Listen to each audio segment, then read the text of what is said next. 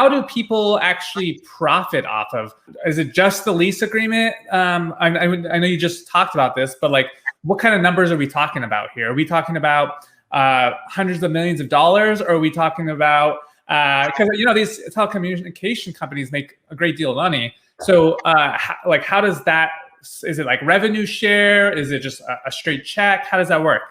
Well, the majority of cell site agreements out there for cell towers or rooftop equipment on top of buildings is structured like a typical lease agreement, like you're leasing commercial space or even residential space. I pay you an amount of rent every month. I escalate that either annually or every so often, every 5 years or so. And if I am AT&T or Verizon, and if I keep on getting that additional value, I don't pay you anything additionally. If I add a tenant, if I sublease out space, I don't pay you anything additionally. So what has to happen is, again, trying to get that structure of that agreement more tied into, as I said before, the value being derived. On average, we estimate that a property owner is underpaid over the life of a typical lease, which is about 20 years, close to $1 to $1.5 million less than they should be. Wow. On average. Now, that varies quite dramatically. Now, on average, you're getting paid, the property owner is getting paid somewhere between 12 to 18 cents per dollar that's being generated out there for revenue. Okay. A very small fraction. And the problem is, so let's just meet that in the middle. Let's say I'm getting 15 cents of every dollar being generated from my property. The problem is that number is decreasing.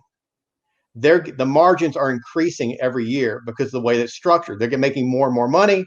You're getting less and less percentage of it. So that's the beauty of the telecom industry. And we always say the people on the other side, the people we negotiate against, are very smart, extremely smart. We give them their props for being smart. We just don't agree with we don't agree with don't agree with how they do it. And our job is, like I said before, is try to level that balancing act of the property owner and the telecom company, because it's a situation by which, an AT&T, a Crown Castle, an American Tower, which are the largest tower companies, could go out and build 1,000 towers tomorrow. If they're not in the right location, they're worthless. Correct. Exxon could go put 1,000,000 wells out or 1,000 wells out tomorrow. If they're not in the right location where oil is, they get nothing out of them. Exactly. So it's really it's a matching, a pairing of the property owner and the telecom company. We're just trying to make sure the property owner gets fair value for the use of their land. That's amazing.